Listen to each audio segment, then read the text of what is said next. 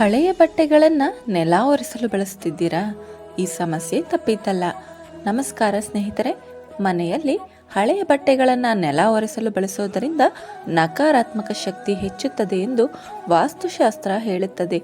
ಅದರಲ್ಲೂ ಮಕ್ಕಳ ಅಥವಾ ಹಿರಿಯರ ಬಟ್ಟೆಗಳಿಂದ ಮನೆ ಒರೆಸುವುದು ಅವರ ಆರೋಗ್ಯ ಮತ್ತು ಮನೆಯ ಆರ್ಥಿಕ ಸ್ಥಿತಿಗೆ ಹಾನಿಕರ.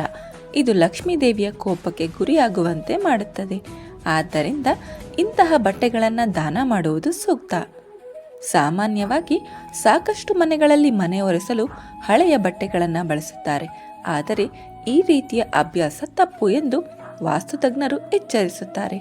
ಮನೆಯ ಸದಸ್ಯರ ಹಳೆಯ ಬಟ್ಟೆಯನ್ನು ನೆಲ ಒರೆಸಲು ಬಳಸುವುದು ಅಶುಭದ ಸಂಕೇತವಾಗಿದ್ದು, ಇದು ಮನೆಯಲ್ಲಿ ನಕಾರಾತ್ಮಕ ಶಕ್ತಿಗೆ ಕಾರಣವಾಗುತ್ತದೆ.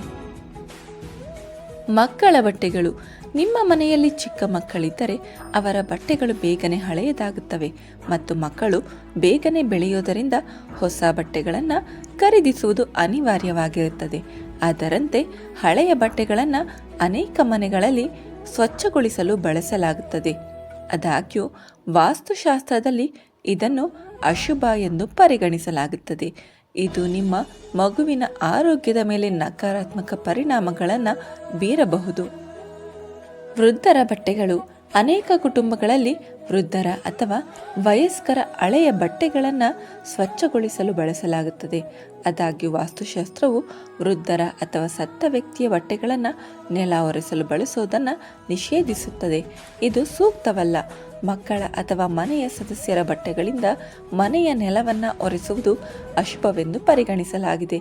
ಇದು ಲಕ್ಷ್ಮೀ ದೇವಿಯನ್ನು ಕೋಪಗೊಳಿಸುವುದಲ್ಲದೆ ಬಡತನವನ್ನು ತರುತ್ತದೆ. ನೀವು ಎಷ್ಟೇ ಆಚರಣೆಗಳನ್ನು ಮಾಡಿದರೂ ತೊಂದರೆಗಳು ನಿಮ್ಮನ್ನು ಎಂದಿಗೂ ಬಿಡೋದಿಲ್ಲ.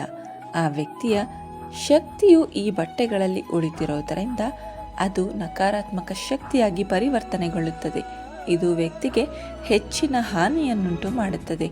ಧಾರ್ಮಿಕ ನಂಬಿಕೆಗಳ ಪ್ರಕಾರ ಹಾಗೆ ಮಾಡೋದರಿಂದ ಮನೆಯಲ್ಲಿ ಅಶಾಂತಿ ಮತ್ತು ಕಲಹ ಉಂಟಾಗುತ್ತದೆ. ಅಂತಹ ಸಂದರ್ಭಗಳಲ್ಲಿ ಹಳೆಯ ಬಟ್ಟೆಗಳನ್ನು ದಾನ ಮಾಡುವುದು ಒಳ್ಳೆಯದು. ಈ ಮಾಹಿತಿ ಇಷ್ಟವಾದರೆ ಒಂದು ಲೈಕ್ ಕೊಟ್ಟು ಎಲ್ಲರಿಗೂ ಈ ವಿಡಿಯೋ ಶೇರ್ ಮಾಡಿ. ನಮ್ಮ ಯೂಟ್ಯೂಬ್ ಚಾನಲನ್ನು ಮತ್ತು ಫೇಸ್ಬುಕ್ ಪೇಜನ್ನು ಫಾಲೋ ಮಾಡಿ. ಸರ್ವಂ ಶ್ರೀಕೃಷ್ಣಾರ್ಪಣಮಸ್ತು. ಸರ್ವೇ ಜನ ಸುಖಿನೋ ಭವಂತು. ಧರ್ಮೋ ರಕ್ಷತಿ ರಕ್ಷಿತಾ.